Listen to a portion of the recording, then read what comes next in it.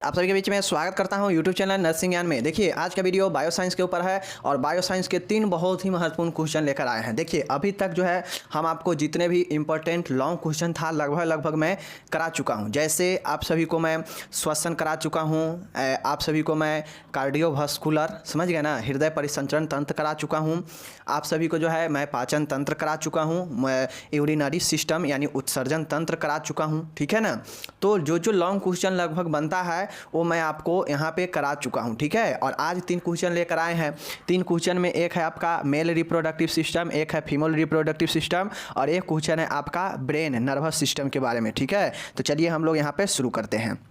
देखिए आज जो वीडियो में जितना हम इस सब के बारे में लिखे हैं, कम से कम इतना भी आप ध्यान में रखेंगे तो आप एग्जाम में लॉन्ग क्वेश्चन में इतना भी लिख देंगे तो आपका अच्छा रिजल्ट, अच्छा मार्क्स मिलेगा। ठीक है ना।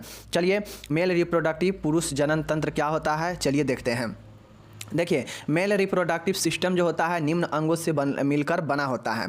इसके बारे में अगर हल्का फुल्का लिखना हो तो मेल रिप्रोडक्टिव सिस्टम प्रजनन तंत्र का जो है एक पुरुषों का जो है प्रजनन अंग है, जिसमें उन सारे अंगों को शामिल किया जाता है जो पुरुष के द्वारा जो प्रजनन की क्रिया में भाग लेता है। समझ गए ना। जनन के क्रिया में भाग लेता है जो है विभिन्न प्रकार के होता है। तो चलिए हम इसको जो है अलग अलग कौन कौन से प्रकार है देखते हैं, कौन कौन से अंग है जो मेल रिप्रोडक्टिव सिस्टम के अंतर आता है। देखिए लगभग जो है 10 ऐसे जो है आपको अंग है जो मेल रिप्रोडक्टिव सिस्टम के अंदर आता है। पहला है एस्क्रोटम। एस्क्रोटम कहा जाए तो वृषण कोश। वृषण कोश जहाँ पे टेस्टिस रहता है उसी को हम लोग वृषण कोश बोलते हैं। समझ गए ना। और आप लोग जानते हैं वृषण टेस्टिस कितना है, तो दो टेस्टिस होता है पुरुष में, और यह टेस्टिस जो है महिलाओं में, फीमेल में जो 2 ओवरी होता है ना, जो अंडाशय होता है, उसी के तरह ये भी 2 होता है। समझ गए ना। टेस्टिस जहाँ पे शुक्राणु का निर्माण होता है, स्पर्म बनता है। समझ गए ना। इसी टेस्टिस में, टेस्टिस जो होता है यह 2 थैलीनुमा जो है शरीर के बाहर जो है पेनिस के नीचे लटका हुआ 2 जो है कोष होता है जिसमें वृषण रहता है और उसी को वृषण कोष बोलते हैं। समझ गए ना। तो एस्क्रोटम समझ गए। दूसरा है वृषण टेस्टिस जिसमें 2 अंडाकार जो होता है वही वाला वृषण है। समझ गए। तीसरा यहाँ पे देखिएगा एपिडिडाइमिस है। एपिडिडाइमिस मतलब अधिवृषण है। समझ गए ना। वृषण है एक और एक अधिवृषण है, एपिडिडाइमिस याद रखिएगा। शुक्रवाहिका है जिसके द्वारा शुक्र जिस होकर से बहता है, वॉइस डिफरेंस जिसको बोलते हैं, तो यह जो है आपका शुक्रवाहिका है। समझ गए ना। स्पर्म जहाँ से निकलता है। नेक्स्ट है वृषण रज्जु है, सुपरमेटिक कॉर्ड है। समझ गए ना। वृषण रज्जु सुपरमेटिक कॉर्ड। समझ गए। उसके बाद है सेमिनल वेसल्स है, शुक्राशय है, सेमिनल वेसल्स। समझ गए ना। शुक्राशय। उसके बाद है आपका स्खलन वाहिका है, एजुकुलेटरी डक्ट्स होता है जहाँ से स्पर्म जो है जो सीमन होता है वह जो है एजुकुलेट होता है, मतलब स्खलन होता है इस वाहिका के द्वारा। एक होता है प्रोस्टेट ग्लैंड, ये भी जो है आपके जनन तंत्र का हिस्सा है, मेल जनन तंत्र का। 9वां यहाँ पे देखिएगा मूत्र मार्ग यूरेथ्रा है और 10वां यहाँ पे सीसन है। तो आपको ये सारा याद रखना पड़ेगा 10 ऑर्गेन, और यहाँ तक लिख देंगे तो लगभग आपको जो है 3 से 4 नंबर यहाँ तक मिल जाएगा। यहाँ तक लिखने का ही 3 से 4 नंबर मिल जाएगा अगर 10 नंबर का प्रश्न होगा तो। समझ गए। साथ में आपको चित्र बनाना पड़ेगा। समझ गए। तो ये यहाँ पे हो गया।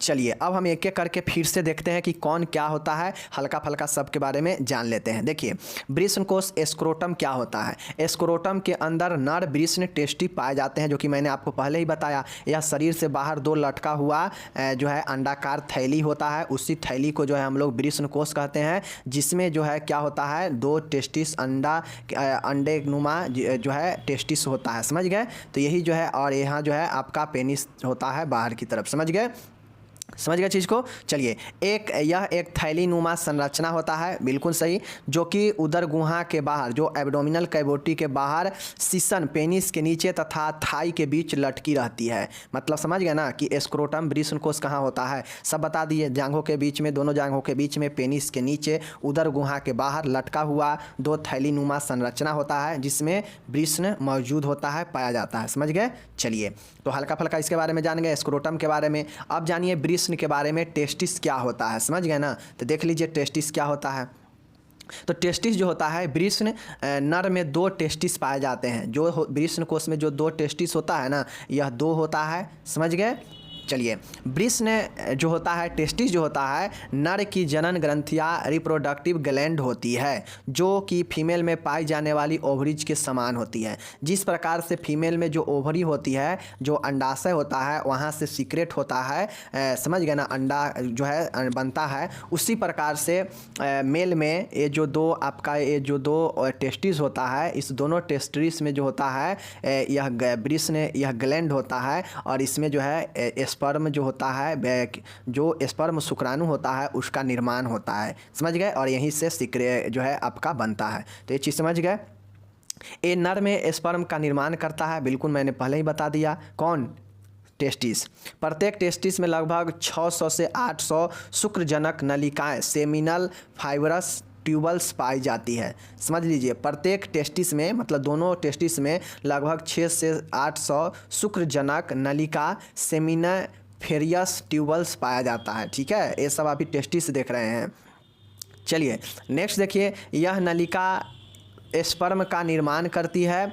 इन नलिकाओं के बीच बीच में लेडिंग की अंतरानी कोशिका, इंटरस्टिटल सेल ऑफ लेडिंग पाई जाती है, जो कि यौना आरंभ, प्यूबर्टी के पश्चात टेस्टोस्टेरोन नामक हार्मोन का सिक्रेशन करता है। ये जो नलिका होता है, ये वाला समझ लीजिए, ये जो आपका सेमिनिफेरियस जो ट्यूबल्स है, शुक्रजनक नलिका है, इसी में स्पर्म जो है बनता है और यह यौना आरंभ जब होता है प्यूबर्टी, तो उस समय टेस्टोस्टेरोन हार्मोन का जो है क्या करता है, सिक्रेशन ये करता है, सेमिनिफेरियस ट्यूबल्स। समझ गए। और ये सेमिनस ट्यूबल्स कहाँ होता है, सेमिनिफेरियस ट्यूबल्स कहाँ होता है, शुक्रजनक नलिका कहाँ होता है, टेस्टिस में होता है। समझ गए। चलिए इतना तो समझ गए।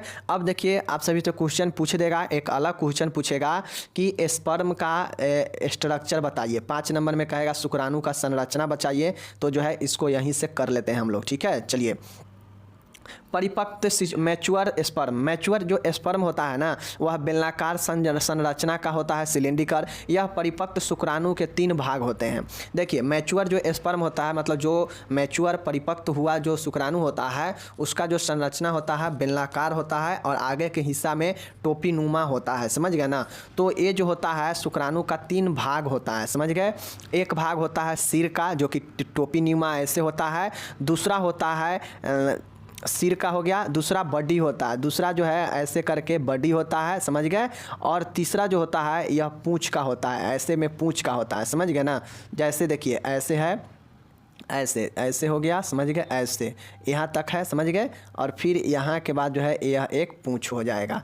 इसी तरीके से कुछ स्पर्म होता है, तो ए वाला भाग हेड सिर हो जाएगा, ए वाला भाग बॉडी हो जाएगा और इधर वाला भाग पूंछ हो जाएगा। तो ये 3 भाग से स्पर्म जो है स्ट्रक्चर होता है। ठीक है। चलिए अब देखिए, सिर स्पर्म जो होता है, उसमें सिर जो होता है वह सिर का अधिकांश भाग न्यूक्लियस से घिरा होता है। समझ गया ना, न्यूक्लियस से घिरा होता है। इसमें डीएनए पाया जाता है।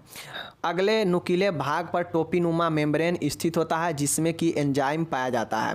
जो टोपीनुमा हेड होता है ना, यह बिल्कुल जो है न्यूक्लियस से घिरा होता है। इसमें डीएनए पाया जाता है इस टोपी में। समझ गए ना। और ये जो नुकीला जो सामने ये जो नुकीला होता है इसका टोपीनुमा भाग, यह जो होता है एंजाइम होता है। तो यह एक झिल्ली का बना होता है, जो एंजाइम पाया जाता है इसमें। और ये एंजाइम क्या करता है, यह पतला जो एंजाइम होता है नुकीला, यह अंडा को भेदने का काम करता है और भेद कर अंडा में घुसने का प्रयास करता है, इसी आगे वाला एंजाइम के भाग से, सिर से। समझ गए ना।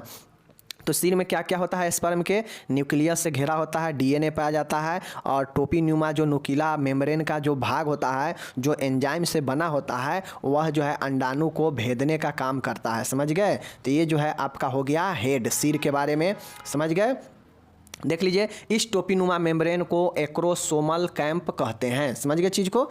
चलिए अब यहाँ पे बॉडी देखिए, दूसरा भाग है बॉडी का। समझ गए ना। दूसरा भाग क्या चीज़ का है, बॉडी का है। चलिए हम लोग बॉडी के बारे में देखते हैं, शरीर के बारे में, काय के बारे में। ठीक है।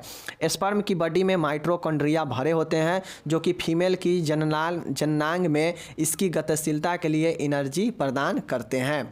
देखिए, दूसरा जो बॉडी होता है, किसी भी चीज़ का अगर बॉडी है, धड़ जिसको हम लोग बोलते बोलते हैं, तो धड़ क्या करता है, सिर को आगे धकेलेगा, आगे जो है उसे एनर्जी पहुंचाएगा। और जो माइटोकॉन्ड्रिया होता है वह क्या करता है, एनर्जी का एक गृह होता है। चूँकि ऊपर न्यूक्लियस था तो बीच में माइटोकॉन्ड्रिया है और यह ऊर्जा का गृह होता है, यानी उससे क्या करता है, गतिशील करता है, जननांग को गतिशील करता है। समझ गए ना, कौन, ये जो आपका ये जो बॉडी होता है स्पर्म का, यह माइटोकॉन्ड्रिया इसमें भरा होता है जो एनर्जी प्रदान करता है स्पर्म को आगे की तरफ जाने के लिए। ठीक है ना। तीसरा है इसका आखिरी स्ट्रक्चर में पूंछ होता है। स्पर्म की टेल, देखिए टेल जो होता है एक लंबी तथा पतली संरचना होती है जो कि इसकी गति में सहायता करता है। अब जैसे चिड़िया है, चिड़िया को पंख क्यों होता है, पंख इसीलिए होता है कि वह उड़ सके, उसको उड़ने में सहायता करता है, उससे जो है उड़ने में बल देता है पंख। उसी प्रकार से स्पर्म का जो टेल वाला भाग है, पूंछ वाला, तो पूंछ वाला भाग होता है तो यह जो है आगे जो है सही, ये जो संरचना होता है इसको गति में सहायता करता है, मतलब जाने में, आगे की तरफ जाने में यह पूंछ जो है सहायता करता है। समझ गए। शुक्राणुओं का निर्माण टेस्टिस में पाई जाने वाली शुक्रजनक नलिकाओं के द्वारा होता है, जो कि ऊपर आप लोग पढ़े हैं कि शुक्रजनक जो नलिका होता है टेस्टिस में, उसी में जो है स्पर्म का निर्माण होता है तथा इनका संचय स्टोरेज अधिवृषण में होता है। बनता कहाँ है, एपिडाइडिमिस, एपिडाइडेमिस में, अधिवृषण में, एपिडाइडेमिस में जो है क्या होता है, स्टोरेज होता है। समझ गए ना। और बनता कहाँ है, तो टेस्टिस के जो शुक्रजनक नलिका है उसमें स्पर्म बनता है और जमा होता है एपिडाइडेमिस में, मतलब अधिवृषण में। समझ गए। चलिए उसके बाद देखिए, शुक्राणु मादा युग्मक ओवम को निषेचित कर युग्मनज यानी जाइगोट का निर्माण करता है।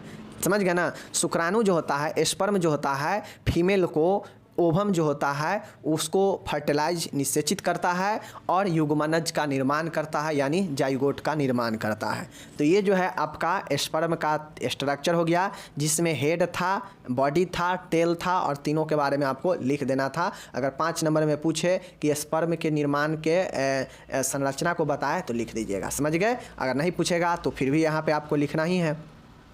अब यहाँ पे देखिए एपिडिडाइडेमिस है। एपिडिडाइडेमिस टेस्टिस के ऊपरी भाग में सभी शुक्रजनक नलिका सेमिनिफेरियस ट्यूबल्स आपस में संयुक्त होकर अधिवृषण या एपिडिडाइडेमिस का निर्माण करता है।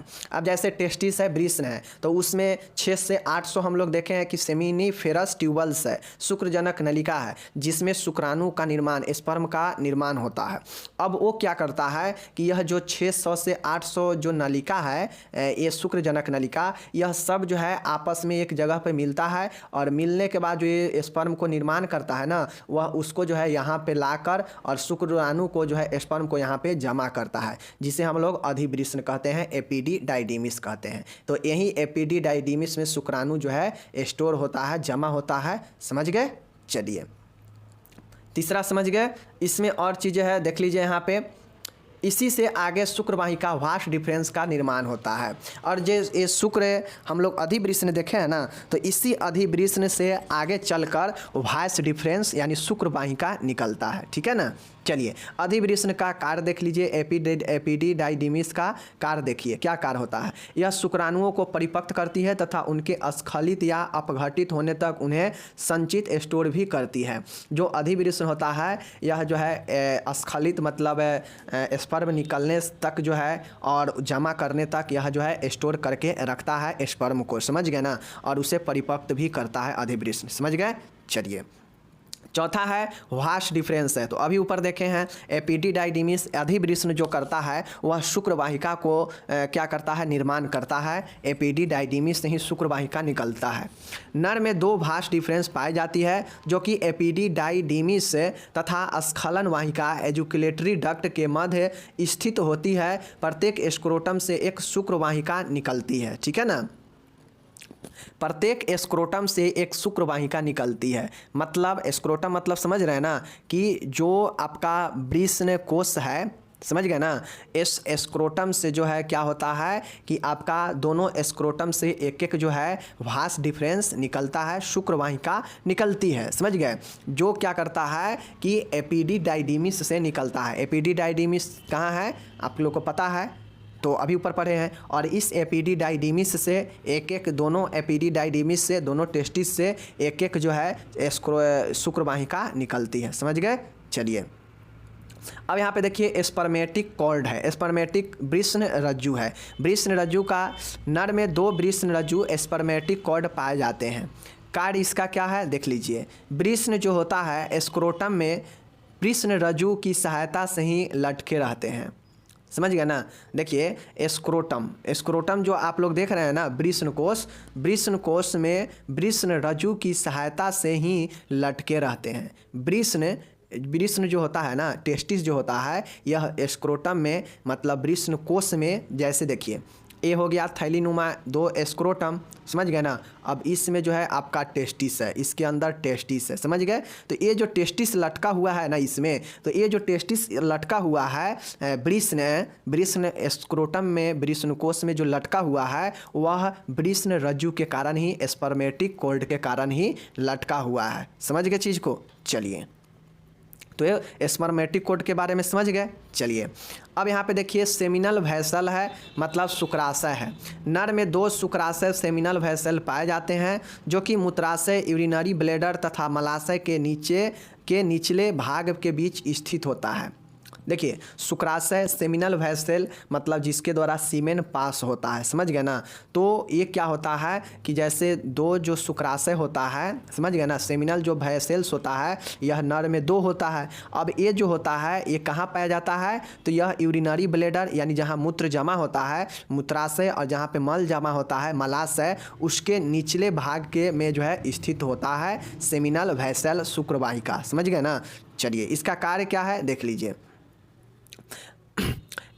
स्खलन एजुकुलेशन के दौरान सेमिनल वेसल एक चिकन एवं क्षारीय द्रव सीक्रेट करती है जिसे शुक्राशय द्रव सेमिनल फ्लूइड कहते हैं। यह सेमिनल फ्लूइड कुल सीक्रेट होने वाले वीर्य का लगभग 60% हिस्सा बनाती है।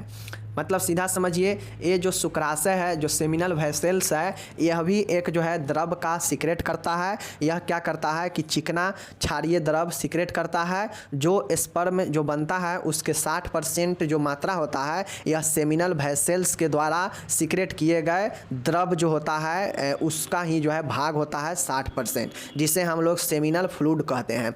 इस सेमिनल वेसल के द्वारा शुक्राशय के द्वारा जो द्रव उत्सर्जित होता है, जो निकलता है, उससे हम लोग सेमिनल फ्लूइड कहते हैं, समझ गए ना। मतलब सेमिनल तरल कहते हैं जिसका 60% वीर्य का 60% भाग जो है ये सेमिनल फ्लूइड ही होता है, जो इस सेमिनल वेसल्स से क्या होता है सीक्रेट होता है, समझ गए। जो चिकना और क्षारीय होता है द्रव में, समझ गए चीज़ को। चलिए 7वां है एजुकुलेटरी डक्ट है। एजुकुलेटरी डक्ट का मतलब क्या होता है देख लीजिए। नर में 2 स्खलनीय वाहिका, एजुकुलेटरी डक्ट भी 2 होता है। मतलब सीधा समझिए कि यह शुरू कहाँ से होता है, वृषण कोश से शुरू होता है। चूँकि जानते हैं वृषण 2 होता है, अब ये 2 होता है तो एजुकुलेटरी डक्ट भी 2 होगा, सेमिनल वेसल्स भी 2 होगा, क्योंकि दोनों में ना वेसल्स होगा, तो ये सब होता है। पेनिस जो होता है वो 1 होता है, समझ गए ना। ये चीज़ें ध्यान में रखिएगा, बाद बाकी सब 2-2 होगा।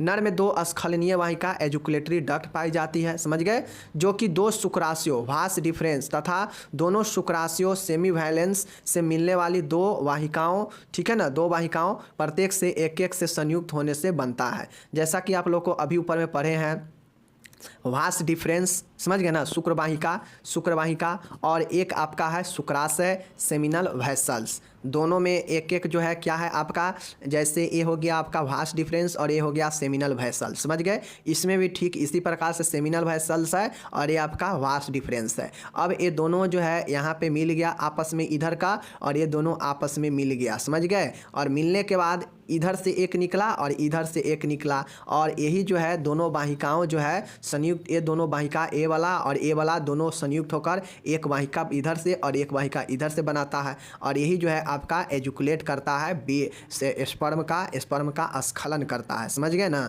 चलिए चीज़ को समझ गए। चलिए अब यहाँ पे देखिए एजुकुलेटरी डक्ट का क्या कार्य है स्खलन वाहिका का। ये शुक्राशय द्रव सेमिनल फ्लूइड तथा स्पर्म्स को क्रमशः शुक्राशय सेमिनल वेसल्स एवं वृषण से यूरेथ्रा की ओर ले जाने का कार्य करता है। मतलब यह क्या करता है, यह मूत्र मार्ग की तरफ, चूँकि हम लोग जानते हैं कि मूत्र भी और स्पर्म भी एक ही रास्ता से ही निकलता है, दोनों का एक ही रास्ता होता है, समझ गए ना। तो यही कारण होता है कि आदमी पेनिस के रास्ते ही अपना मूत्र विसर्जन भी करता है और स्पर्म भी जो है निकलता है। तो ऐसे में उसी रास्ते में जो है यह जो आपका एजुकुलेटरी जो डक्ट होता है, यह स्पर्म को क्या करता है, यूरेथ्रा की तरफ ले चलता है, समझ गए, स्खलन का कार्य करता है दोनों, समझ गए। आठवां है प्रोस्टेट ग्लैंड है। प्रोस्टेट ग्लैंड जो होता है यह केवल नर में ही, मतलब पुरुष में ही पाया जाता है। यह पेल्विक गुहा, पेल्विक कैविटी के मलाशय के सामने तथा सिफाइसिस प्यूबिस के पीछे स्थित होता है। यह कहाँ होता है, तो यह प्रोस्टेट जो ग्लैंड होता है केवल पुरुषों में पाया जाता है। जो मेल जो पेल्विक कैविटी में, मतलब पेल्विक श्रोणि गुहा में होता है, जो मलाशय के सामने तथा जो सिफाइसिस प्यूबिस है उसके पीछे जो है स्थित होता है, समझ गए। चलिए अब देखिए प्रोस्टेट ग्लैंड के बारे में। प्रोस्टेट का स्राव प्रोस्टेट की चिकनी पेशियों के संकुचित होने से अत्यधिक सूक्ष्म क्षेत्रों से होकर मूत्र मार्ग में पहुंचता है। अब चूंकि उधर से देखें एजुकुलेटरी डक्ट भी जो है सीक्रेट करता है स्पर्म को मूत्र मार्ग में ही, यूरेथ्रा में ही, और ये जो है सामने जो मलाशय के जो सामने है, और ये जो आपका यहाँ पे आप लोग जो देखे हैं सिम्फाइसिस जो प्यूबिस है, सिम्फाइसिस प्यूबी के जो पीछे आपका ये जो प्रोस्टेट ग्लैंड है, तो यहाँ से प्रोस्टेट ग्लैंड भी सीक्रेट करता है और एजुकुलेटरी डक्ट जो ब्रिसेन से आया है इसको भी जो है स्पर्म को यहाँ पे लाकर छोड़ता है, समझ गए। अब इधर से भी प्रोस्टेट ग्लैंड अपना एक चिकना सा द्रव व्हाइट कलर का छोड़ता है, समझ गए ना, और इधर भी से स्पर्म छोड़ता है। अब जैसे ही ये छोड़ता है तो यह वाला मिलता है इसमें और ये दोनों गतिशील बनाता है स्पर्म को, और यह आगे मूत्र मार्ग में जाता है और मूत्र मार्ग के बाद जो है यह पेनिस में चला जाता है और फिर जो है योनि में निकल जाता है या फिर जो है बाहर निकलने का प्रयास करता है, ठीक है। तो ये चीज़ समझ गए। अब देखिए यह स्राव शुक्राणुओं को गतिशील बनाए रखने में सहायता करता है। जो प्रोस्टेट ग्लैंड से जो फ्लूइड जो द्रव निकलता है ना, वह जो स्पर्म होता है उसको मूवमेंट यानी गतिशील बनाए रखने में सहायता प्रदान करता है तथा स्त्री की योनि की अमलता को उदासीन करता है। और जो स्त्री का योनि अमलता होता है उसको जो है अमलता को यह जो है उदासीन करता है। उदासीन अगर नहीं करेगा तो योनि में जो स्पर्म जाएगा उस स्पर्म को अमलता के कारण नष्ट हो जाएगा स्पर्म। तो इसलिए जो प्रोस्टेट से जो सीक्रेट होने वाला जो द्रव होता है वह जो है योनि का जो फीमेल का जो योनि होता है उसमें का जो अमलता होता है उसको निष्क्रिय करता है, उदासीन कर देता है, जिससे जो स्पर्म होता है वह योनि के थ्रू आगे की तरफ जा पाता है, समझ गए। ये चीज़ समझ गए। चलिए अब प्रोस्टेट का कार्य क्या होता है देख लीजिए। प्रोस्टेट ग्लैंड पतले तथा दूध जैसे तरल पदार्थ का सिक्रेशन करती है, समझ गए, जो बीड का लगभग 30% पार्ट बनाता है। अब ये 30% जो पार्ट होता है आप लोग देखते होइएगा स्पर्म में जो होता है सीमन जो होता है, बीड जो होता है, उसमें व्हाइट जो सफ़ेद भाग होता है वह 30% भाग प्रोस्टेट वाला होता है, जो कि व्हाइट वाला सफ़ेद वाला भाग जो सीक्रेट होता है वो जो होता है वह 30% भाग इस प्रोस्टेट के द्वारा सीक्रेट रहता है, समझ गए ना। चलिए अब नौवां पार्ट है यहाँ पे मेल रिप्रोडक्टिव सिस्टम का जो नौवां भाग है वो है आपका यूरेथ्रा का मूत्र मार्ग का, समझ गए। चलिए यहाँ पे देखिए मूत्र मार्ग क्या करता है कि यह 19 से 20 सेंटीमीटर लंबा होता है, समझ गया ना। यह मूत्राशय की नेक मतलब मूत्राशय के से प्रारंभ होकर बाहरी मूत्र छिद्र एक्सटर्नल यूरेथ्रल स्फिंक्टर द्वारा बाहर की ओर खुलता है, ठीक है ना। नर में पाया जाने वाला यूरेथ्रा उत्सर्जन तथा जनन दोनों तंत्रों से संबंधित होता है। जो मूत्र मार्ग होता है पुरुष का वह जो है जनन और उत्सर्जन दोनों से कनेक्ट होता है, समझ गए। उत्सर्जन के द्वारा मूत्र को बाहर निकालता है और जनन के द्वारा स्पर्म को बाहर निकालता है, ठीक है। अर्थात यह मूत्र यूरिन तथा वीर्य दोनों को ही रास्ता प्रदान करता है। कौन, समझ गया ना, यूरेथ्रा मूत्र मार्ग, समझ गए चीज को। चलिए 10वां है पीनस है। पीनस का मतलब होता है देख लीजिए, पेनिस नर में पाया जाने वाला एक कोमल लचीला बेलनाकार भाग होता है जो बिल्कुल मसल्स का और नर्व का मतलब नर्व का और टिश्यू का बना होता है। इसमें कोई जो है बोन नहीं होता, ठीक है। सीसन के कार्य देखिएगा, फंक्शन ऑफ सीसन, मूत्र त्याग करना, यूरिन को बाहर उत्सर्जन करना तथा यह उत्सर्जन की क्रिया में सहायता करता है। दूसरा इसका जो है देख लीजिए मैथुन क्रिया, समझ गए ना। मैथुन क्रिया के दौरान इसके द्वारा सीमेन महिला की वैजिना में स्थानांतरित किया जाता है, समझ गए, इसी आपका पेनिस के द्वारा, समझ गए ना। चलिए, एजुकेलेशन स्खलन क्या होता है, थोड़ा इसके बारे में समझ लीजिए। मैथुन क्रिया सेक्सुअल इंटरकोर्स के दौरान नर द्वारा बाहरी मूत्रीय छिद्र से होते हुए वीर्य का त्याग करना स्खलन एजुकुलेशन कहलाता है। इस वीर्य सीमन में शुक्राणु, सीमेल फ्लूइड, प्रोस्टेट ग्लैंड से स्रावित द्रव आदि होते हैं, समझ गए ना। जो एक वीर्य सीक्रेट होता है तो उसमें स्पर्म सीमेन होता है, समझ गए ना। उसमें स्पर्म शुक्राणु होता है, सेमिनल फ्लूइड होता है जो कि सेमिनल वेसल्स के द्वारा स्रावित होता है, उसमें प्रोस्टेट ग्लैंड के द्वारा स्रावित पदार्थ होता है, और ये सब मिलकर जो है एक वीर्य का निर्माण करता है, समझ गए चीज़ को। चलिए, तो यहाँ पे आप लोग समझ गए, उम्मीद है। चलिए, अब यहाँ पे दूसरा जो है हम लोग देखने वाले हैं वो है मादा जनन तंत्र के बारे में। ओके, चलिए मादा जनन तंत्र के बारे में देखते हैं, फीमेल रिप्रोडक्टिव सिस्टम के बारे में।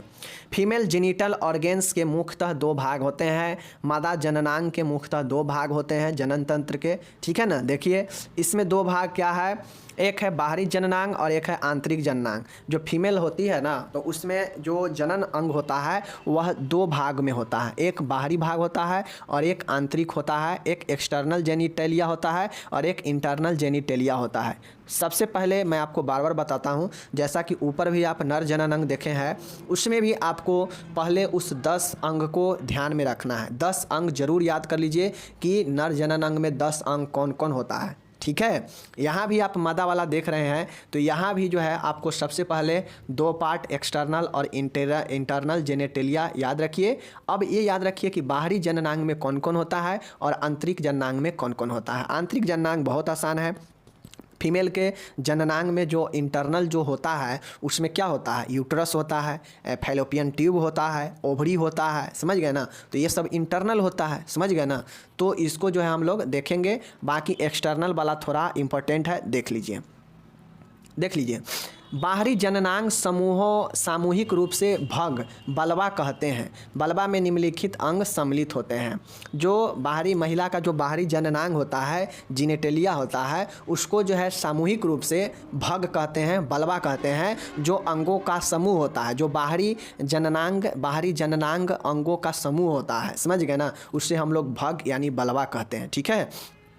चलिए, वल्वा में निम्नलिखित अंग शामिल होता है, मतलब जो महिला के बाहरी जनन अंग है जिसे हम लोग सभी के सम्मिलित को हम लोग भलवा कहते हैं, तो इस भलवा में जो है निम्नलिखित अंग शामिल है, इसको आप लोग को देखना है।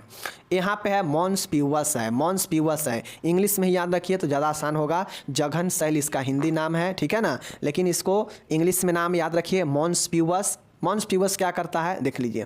यह जघन संघानक सिम्फेसिस प्यूवस के आगे स्थित होता है। यह कहाँ स्थित होता है, जघन संधानक के आगे स्थित होता है मॉन्स प्यूवस। युवा अवस्था में इसके ऊपर बाल उग जाते हैं। इन्हें पब्लिक हेयर, प्यूबिक हेयर, जघन बाल कहते हैं, जो कि जीवन पर्यंत रहते हैं।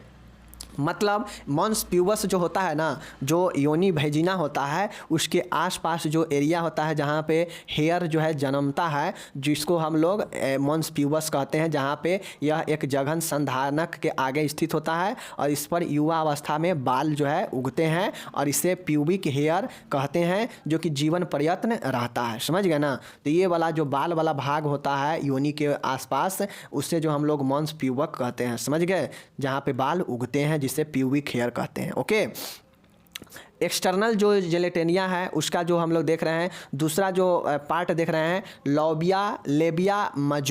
Labia majora. अब आप लोग को पता होगा, एक होता है मेजर और एक होता है माइनर। मेजर होता है जो कि बड़ा होता है, समझ गए ना, और जो माइनर होता है वह छोटा होता है। तो यहाँ पे देखिए लेबिया मजोरा है, लेबिया मतलब भगोष्ठ होता है, मेजोरा है यानी मेजर से मेजोरा बनाया है और माइनर से माइनोरा बनाया है, ठीक है ना। तो लेबिया दोनों में है, सिर्फ याद रखना है एक मेजर बड़ा होगा और एक माइनर छोटा होगा, जिसको मेजोरा और माइनोरा कहा गया है, समझ गए। यह वल्वा की बाहरी सतह बनाती है, इसमें दो बड़े वलन पाए जाते हैं। जो लेबिया मेजोरा होता है ना, तो जो वल्वा होता है मतलब जो बाहरी अंग है जनन का, फीमेल का, उस बाहरी अंगों को सतह को यह बनाता है लेबिया मेजोरा, और यह दो बड़े वलन पाया जाता है, इसमें दो बड़े जो है वलन पाया जाता है, समझ रहे हैं ना, जो कि योनि के आसपास जो है आपके ये होता है, समझ गए। ये वाला साइड और ये वाला साइड दोनों जो है दो बलन होता है, समझ गए, जो कि यह सतह बनाता है बाहरी अंगों जननांगों का, समझ गए ना। तो ये लेबिया मजोरा हो गया। ओके, दूसरा है लेबिया माइनोरा है। लेबिया माइनोरा का मतलब होता है कि यह लेबिया मेजोरा के भीतर दोनों और त्वचा तथा श्लेष्मिक झिल्ली की बनी दो छोटी छोटी कोमल गुलाबी रंग की परतें होती है, समझ गए।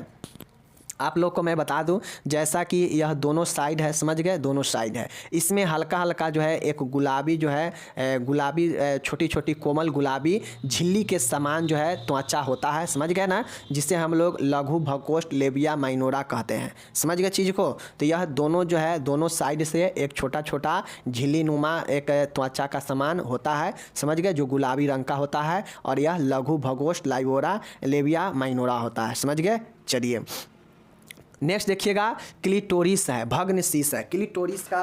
क्लिटोरिस का मतलब होता है भग्न शीश। देखिए आप लोग को याद होना चाहिए, मॉन्स प्यूबिस देखे हैं, लेबिया मेजोरा देखे हैं, लेबिया माइनोरा देखे हैं, अब हम लोग देख रहे हैं क्लिटोरिस। क्लिटोरिस क्या होता है? भग्न शीश इसे बोलते हैं, भग्न शीश।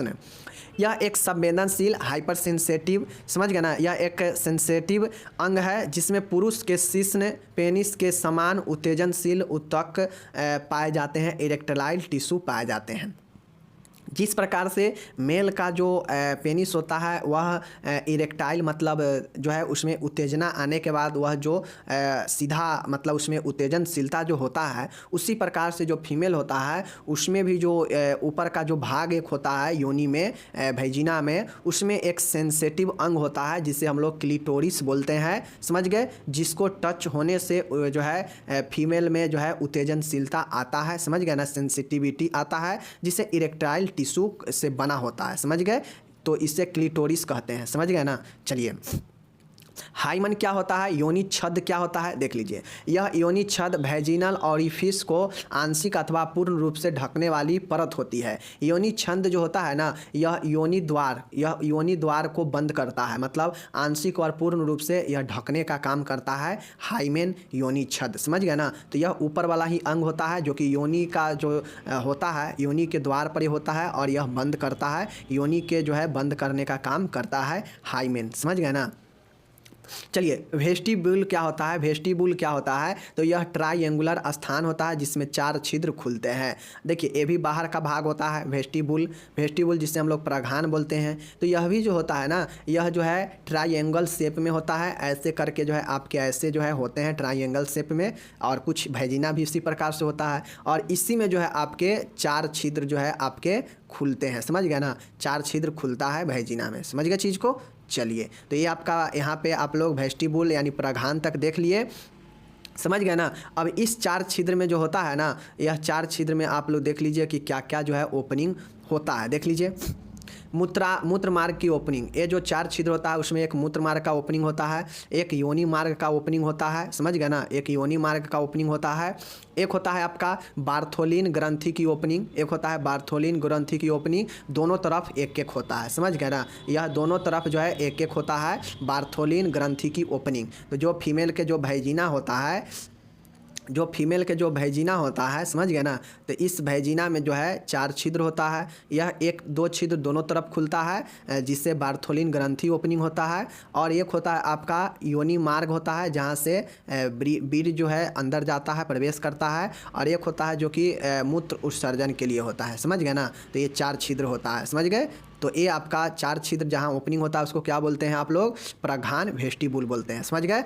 चलिए अब आप लोग को मैं यहाँ पे बताता हूँ, आंतरिक जननांग पेल्विक कैविटी में स्थिर होते हैं जो निम्नलिखित है। आंतरिक जो अब हम लोग ऊपर प्रघान तक, जिसमें हम लोग mons pubis, labia majora, labia minora, ठीक है ना, उसके बाद हम लोग वेस्टिब्यूल, ठीक है ना, उसके बाद हम लोग बहुत सारे चीज़ों को ऊपर जो है हम लोग यहाँ पे देखें, प्रघान, hymen, clitoris, labia majora, labia minora और मॉन्स प्यूबस, ये जो देखे हैं ये सब बाहरी अंग था फीमेल के जननांग के, ठीक है ना।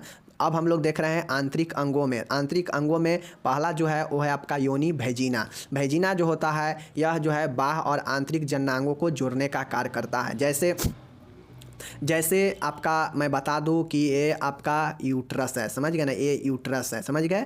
तो यूट्रस है, यहाँ पे सर्विक्स होता है और यहाँ से जो है आपका ये इतना जो भाग होता है, यहाँ इतना जो भाग होता है, सर्विक्स के बाद वाला जो भाग होता है, यह भाग क्या होता है आपका, यही भाग आपका योनि का होता है जो आंतरिक और बाह्य भाग को जोड़ने का काम करता है। तो वैजिना का, और वैजिना जो होता है बिल्कुल मसल्स का बना होता है, मांसपेशीय कनेक्टिव टिश्यू यानी संयोजी ऊतक के बना हुआ एक क्या होता है, मसल्स का एक जो है जननांग है जो बाहरी और आंतरिक जननांगों को जोड़ने का कार्य करता है। और इसी वैजिना के द्वारा जो है फीमेल में मतलब स्त्रियों में जो है पुरुष का जो है सीमेन जो है एजुकुलेट होता है, मतलब प्रवेश करता है इसी वैजिना के थ्रू में और फिर आगे जाता है, ठीक है ना। चलिए ये समझ गए। और इसी वैजिना के थ्रू जो है महिलाओं को जो महिला जो है मूत्र का उत्सर्जन भी कर पाती है, समझ गए। चलिए कार्य इसका क्या है देख लीजिए, कार्य क्या होता है देख लीजिए, कार्य इसका फंक्शन क्या होता है यहाँ पे आप लोग देख लीजिए। यह सेक्सुअल इंटरकोर्स के दौरान पेनिस से स्खलित सीमन को ग्रहण करती है। मैंने पहले ही बता दिया कि यह वीर्य को जो है स्त्रियों की योनि में जो है प्रवेश करने देता है, अंदर जाने देता है, समझ गए। यह शिशु जन्म के दौरान लचीला मार्ग प्रदान करता है। अब जब शिशु जन्म लेता है तो उस समय यह क्या करता है कि यह लचीला जो है मार्ग जो है प्रदान करता है, इलास्टिसिटी को उसमें लाता है, समझ गए। चलिए दूसरा है गर्भाशय। देखिए गर्भाशय आपका 5 नंबर में अलग से पूछ भी सकता है, तो गर्भाशय का अच्छे से देख लीजिए। यह नाशपाती के आकार का खोखला अंग होता है, पियर शेप में होता है, समझ गए। यह श्रोणी मेखला, समझ गए ना, यह पेल्विक, समझ गए, यूरिनरी ब्लैडर एवं रेक्टम के मध्य स्थित होता है। मतलब यह श्रोणी मेखला में पेल्विक कैविटी में जो होता है यह यूरिनरी ब्लैडर मूत्राशय और मलाशय के मध्य बीच में स्थित होता है, समझ गए। यह जो होता है देख लीजिए, यह 7.5 सेंटीमीटर लंबा, 5 सेंटीमीटर चौड़ा और 2.5 सेंटीमीटर मोटा होता है। इसका वजन लगभग 60 ग्राम होता है, ठीक है ना। यूट्रस का वजन कितना होता है, 60 ग्राम होता है। और ओनली इस 60 ग्राम में देखिए बच्चा 2.5 से 3 केजी का बच्चा उसमें आ जाता है, समझ गए, और फिर जन्म लेता है। तो देखिए यह बहुत ज़्यादा इसमें जो है इलास्टिसिटी गुण पाया जाता है, जिसके कारण यह गर्भ अवस्था में फैल जाता है, लगभग 24 गुना फैलता है, समझ गए ना। तो ये चीज़ें हैं। यूट्रस 3 भागों में बांटा गया है, ठीक है। एक है आपका फंडस है, एक है काय है और एक आपका सर्विक्स है। मतलब यूट्रस जो है कितने में है, 3 भाग में है। एक है आपका फंडस है, एक आपका बॉडी काय है और एक सर्विक्स है, ठीक है। अब देखिए यूट्रस का संरचना। यूट्रस के संरचना में 3 लेयर होते हैं। एक होता है पेरिटेरियम और एक होता है मायोमेट्रियम और एक होता है एंडोमेट्रियम। और ये सब के सब जो यूट्रस है यह एक बिल्कुल मांसल्स का बना हुआ खोखला होता है। खोखला होता है तभी तो इसमें बच्चा जो है गर्भ में पल पाता है ना। तो यह खोखला मसल्स का बना होता है, जिसमें 3 संरचना होता है, 3 लेयर में। एक होता है पेरीमेट्रियम, मायोमेट्रियम और इंडोमेट्रियम। ओके चलिए पहला यहाँ पे देखिए, यहाँ पे है पेरीमेट्रियम। यह सीरियस की बनी हुई गर्भाशय की बाहरी परत होती है। यह जो है बाहरी परत होता है जो कि किससे बना होता है, सीरियस का बना होता है। नेक्स्ट है मायोमेट्रियम। यह सबसे मोटी परत होती है, यह मध्य परत होती है। और ये सब के सब जो है कनेक्टिव टिश्यू, फाइब्रस टिश्यू से बना होता है, समझ गए। मस्कुलर मांसपेशी को बना होता है जो बिल्कुल लचीला होता है, समझ गए, और कोमल होता है, समझ गए ना। मायोमेट्रियम का जो मध्य परत जो होता है यह सबसे मोटी परत होता है और यह मध्य परत जो है गर्भाशय का मध्य परत होता है, समझ गए। चलिए तीसरा देखिएगा, एंडोमेट्रियम होता है। यह गर्भाशय की आंतरिक परत होता है, सबसे आंतरिक परत होता है, समझ गए ना। तो ये आपका हो गया 3 संरचना 3 लेयर में। अब गर्भाशय के कार्य आप लोग यहाँ पे देख लीजिए। कार्य क्या है, निषेचन का कार्य करता है और डिंब द्वारा और डिंब को स्पर्म के साथ मिलने में सहायता करता है। यूट्रस क्या करता है, निषेचन का कार्य। तो जो है निषेचन के दौरान जो ओवम होता है, जो डिंब होता है, उसको स्पर्म के साथ जो है मिलने में सहायता करता है, समझ गए। नेक्स्ट है निषेचन के उपरांत मतलब फर्टिलाइजेशन के बाद गर्भाशय के जो आंतरिक परत है इंडोमेट्रियम, उसके परत पर आरोपण इम्प्लांटेशन के लिए जगह प्रदान करता है। मतलब यूट्रस निषेचन के बाद ओवम और जो स्पर्म मिला हुआ है उसको इंडोमेट्रियम गर्भाशय के आंतरिक परत पर आरोपण के लिए जगह प्रदान करता है, समझ गए ना। तीसरा इसका काम देखिए, प्रेगनेंसी के दौरान गर्भस्थ शिशु फीटस के निरंतर विकास के लिए प्रोत्साहन प्रदान करता है। यूट्रस का काम ये भी है कि जो फीटस है, जो गर्भस्थ शिशु है, उसको जो है पोषण में विभिन्न तरीके के पोषण प्रदान करना इसका और सुरक्षा प्रदान करना इसका काम होता है, समझ गए। चलिए अब नेक्स्ट यहाँ पे आप लोग देखिए यूट्रिन ट्यूब। नेक्स्ट जो आंतरिक परत है फीमेल रिप्रोडक्टिव सिस्टम का वो है यूटेरिन ट्यूब्स, गर्भाशय नालिका। गर्भाशय नालिका को फैलोपियन ट्यूब भी कहते हैं। यह 3 भागों में विभाजित होता है, ठीक है ना। चलिए, इसे डिम्ब वाहिनी भी कहते हैं। यूटेरिन ट्यूब्स को जो है डिम्ब वाहिनी भी कहते हैं या फैलोपियन ट्यूब भी कहते हैं, जिसमें 3 भाग होता है।